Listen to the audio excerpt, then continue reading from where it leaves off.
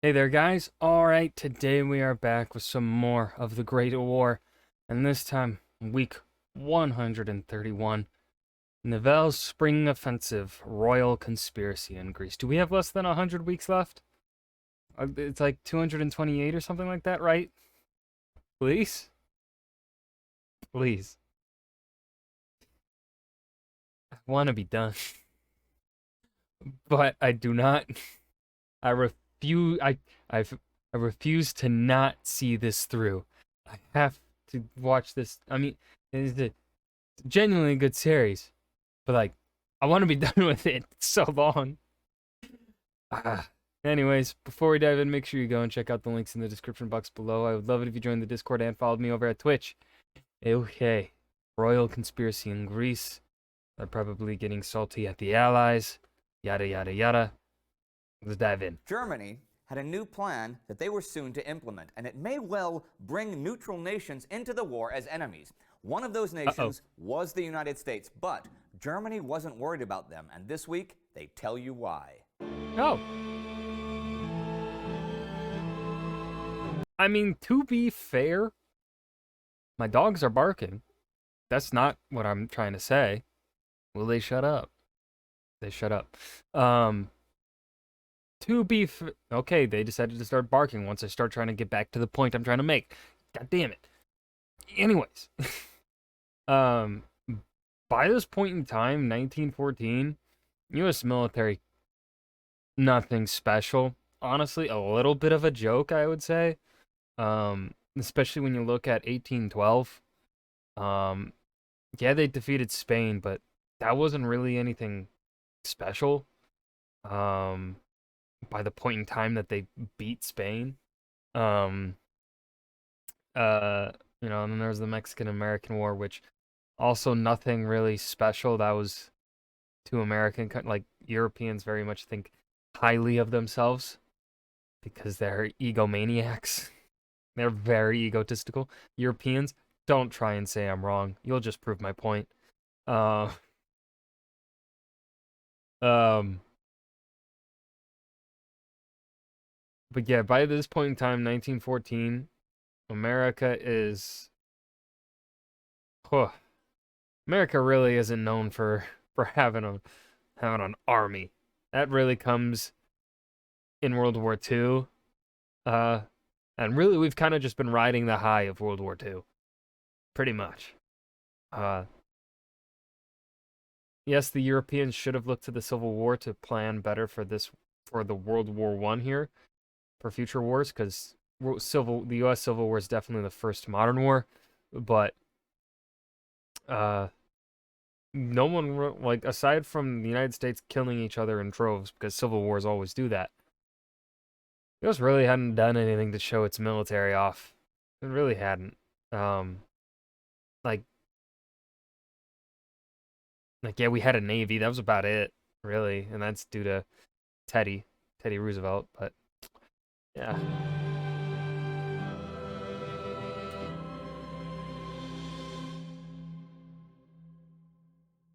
I'm Indy Nidell. Welcome to the Great War. Last week there was scattered action on the Western Front and the Italian Front. An Allied declaration. Man, I just love this fucking map. What the fuck is going on up here? From Rome promised to strive for the national rights of the many peoples of the Austro-Hungarian Empire, and the German foreign minister offered German support of Mexico if Mexico went to war with the United States.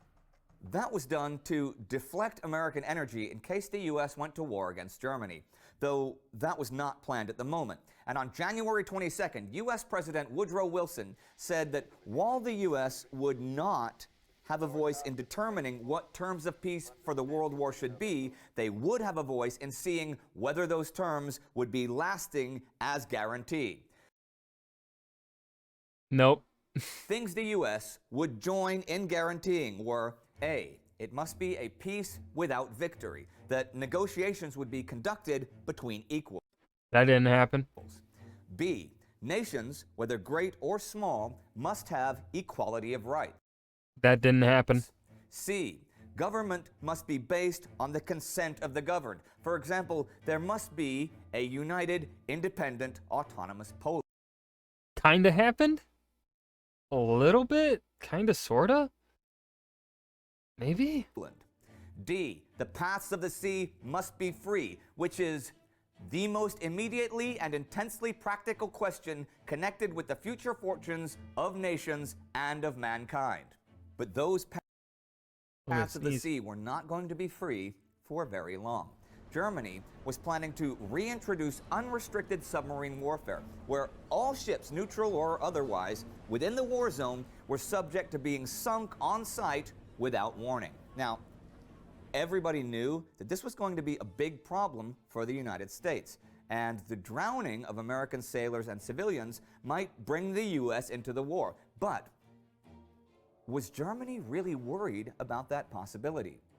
Well, on January 23rd, Count Bernstorff, German ambassador in Washington, asked Berlin for $50,000 to influence members of Congress. We're still the same country. USA, baby. To remain neutral. Now, that's over $1 million in today's money. But here's what the German High Command thought. Admiral Eduard von Kappel, the German Secretary of State for the Navy, told the Budgetary Committee of the Reichstag, they, the Americans, will not even come because our submarines will sink them. Thus, America from a military point of view means nothing, and again nothing, and for a third time, nothing. And they're really not wrong to think this. Because, yeah, the Americans have yet to really prove themselves in war. Because again, the time when the US really had its best generals, its best like tactical generals out on the field aside from World War II, would be the American Civil War. And again, that was just American on American violence. That wasn't, the Americans proving themselves against a European power. That's just the Americans fighting themselves. Their generals outsmarting their fellow Americans. Although it's called fucking Confederates, fellow Americans is wrong, but anyways. Fuck the Confederates. Anyways, we should have been stricter on the South. Should have maybe even burnt the whole thing, quite frankly. I don't think we did enough burning. Anyway, sorry. Anyways. The Germans really, I'm just keep saying is, the Germans are not wrong in any way to think this. And even after World War I, you wouldn't necessarily be wrong to still think this. Because the Americans show up for the last year and don't really prove themselves either. It really isn't until the 40s that the United States military, until the U.S. shows what it can do. And in terms of the American Army, he kind of had a point. The American Army at this time numbered 107,641 men. It was only the 17th largest army in the world. The Allies, on just the Western Front, had 40 times that, 4 million men. And the Germans on the Western Front fielded 2.5 million men, 25 times the size of the entire American Army. And those guys had experience of modern war. The U.S. had no experience of large-scale operations since the American Civil War 50 years ago. The reserves, the National Guard, were larger, a whopping 132,000 men. But that was a part-time militia that was poorly trained. The U.S. did have one top-notch force, the Marines, but there were only 15,000 of them, and they were scattered around America's overseas possessions and interests. So really, the Germans wondered, why should we even worry about them at all? They had another neutral nation to worry about that seemed more important at the time, Greece. Now, the Greek government formally... Alright, so one thing I think they missed the point, misdriving home their argument here, in agreeing with Germany's unconcern with the United States, is that they've purely focused on the numbers, and not because again, like at the beginning of this war, the British army only numbered like 100,000, didn't it? Wasn't that like around the size of the British Expeditionary Force? Which of course isn't the total British military, but it is still like a sizable portion of it. Um, and so like they're forgetting about mobilization, and I think instead why the Germans were unconcerned with the American military is just because the Americans only beat Spain, a very weak Spain, far from its height. And then previously, I'm sure the German upper echelons here are aware of history and are aware the Americans would not have won their independence had it not been for the French and Spain. Uh, and the Americans did not win the War of 1812. Technically, if we look at it from what U.S. goals were for the War of 1812, the United States lost. It wasn't a draw, it was a loss. And the U.S. military in 1812 was very embarrassing. Our generals were stupid, mainly overly cautious, if I want to be generous. Um, so, yeah, U.S. military doesn't really have the best track record. Apologized this week to the Allies for Greek actions back on December 1st. This is very interesting, and I will tell you why. King Constantine, in spite of his familial connections to the Kaiser, always publicly affirmed his friendship with the Allies, but it seems he was playing a double game. Later this year, in Or he could just be pissed that the Allies are fucking screwing him over so badly. Athens, will be discovered telegrams between Constantine and Queen Sophia on one hand, and the Kaiser, her brother, on the other.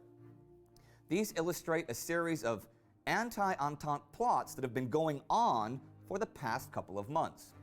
On December 1st, a Greek force had attacked an Allied force in Athens, and this was why Greece was being forced to apologize now, right? Sophia wrote to her brother about the splendid victory the Greeks had achieved. In this telegram, she demands a strong German and Austrian offensive that would relieve Greece from foreign occupation. The Kaiser wrote back, urging Constantine to declare war on the Allies and actively fight the occupying Allied forces. They were not in a position to do this, though. Here's one telegram from Sophia to Wilhelm from January 10th, courtesy of the Story of the Great War. The shortage of ammunition and many other things compel us, unfortunately, to abstain from such offensive action. You can realize my position, how I suffer. Thank you warmly for your welcome words. May the infamous swine receive the punishment they deserve. I embrace you heartily, your exiled and unhappy sister who hopes for better times, Sophia. Constantine had written to the Kaiser a few days earlier. It is probable that a declaration of war might come before a mobilization might be effected. Probably the Entente desire to involve Greece in immediate war so as to destroy her before the German occupation could begin. Already, Greece is faced with a fresh Entente note demanding her complete disarmament. The transport of the whole artillery and war material to the Peloponnesus is being maintained by the pressure of the blockade. The government and people are resisting with constancy, enduring all sorts of privations, but the situation is growing worse from day to day. The Kaiser had been urging them to support and organize guerrilla bands in the Lake Ochrida region, and even back in December, a Greek diplomat in Berlin had written, "It is of the greatest importance to develop as quickly as possible the question of Karavites bands and matters relative thereto. Pray inform me with all speed what assistance in the way of munitions, money, and provisions you would want. The object of Karavites should be to cut the railroad from Monastir to Saloniki and harass Sarail's rear. One should not lose sight that even this unofficial action by the bands will powerfully help Greece." But this was a real big time for plans and preparations everywhere. Here's something I didn't have time to mention last week. French Commander-in-Chief Robert Nivelle had explained his plans for his big 1917 offensive. It would take place at Chemin des Dames. It would be a multi-pronged attack on the German line west of Reims, and Nivelle believed it would decide the war in under 48 hours. It would be a repeat, tactically, of what had worked so well in the final stages of the Battle of Verdun. And the death blow would come from a strike force of 27 French divisions of infantry and cavalry. Nivelle also promised that this would not turn into another endless Verdun or the Somme. He promised that if, impossibly, it failed to succeed within 2 days, he would call it off. He had persuaded British Prime Minister Lloyd George of the plan's merits, and on January 15th, Nivelle met with the British War Cabinet. He won them over as well, though there was the question of timing. Nivelle thought they could begin in February. Sir Douglas Haig suggested May, and they compromised, setting the date for April 1st. And here are some notes to end the week. In German East Africa, Jan Smuts relinquished his command of the British forces there and was succeeded by A.R. Hoskins. The British were currently advancing there, and on the 24th captured a German force of 289 men at Likuju. Forces of the Arab Revolt captured Al-Waj on the Red Sea on the 25th. The SS Laurentic was sunk by German mines off the Irish coast. Now that was a White Star ocean liner headed for Canada with a secret cargo of gold to buy war material. 354 of the 475 passengers' lives were lost, many of them freezing to death in the lifeboats in minus 13-degree weather. And that was the week. Wilson talking about peace plans, Nivelle making war plans, the Greeks talking about guerrilla war plans, the Germans dismissing the Americans, and scattered action in Arabia, Africa, and the Atlantic. It's true, you know, that the size of the American army was nothing compared to the mighty armies of the European powers. The U.S. did have a large modern navy, but that might not help much in France. One thing the U.S. did have that Germany may want to not ignore was an enormous modern arms industry, entirely built over the past 2 years with European money to supply the war effort. And a huge population that could conceivably become soldiers in the millions. But that would take time, and Germany did not plan on wasting time. They were about to take an unbelievably nasty war and make it a lot nastier. Woo! If you'd like to find out more about the situation in the United And that was Nivelle's Spring Offensive, Royal Conspiracy in Greece, the Great War, Week 131. This was a good week. There was plenty to talk about because, well, I know a decent bit about U.S. military history. I took a class on it, really. As I've said many times before, so it's something I can discuss a decent, fair bit about how bad the U.S. military is and kind of what of a joke it is. Like, really, if the U.S. wasn't as good with, like, logistics and supplies as they are, the U.S. military would be terrible. The U.S. military relies on being able to supply itself. If it couldn't supply itself, it would be pretty bad. Because our leadership ain't the best, historically. But anyways, that was the Great War Week 131. I hope you guys enjoyed. Remember to hit that like button and subscribe for more. And I'll see you guys in the next video. Peace.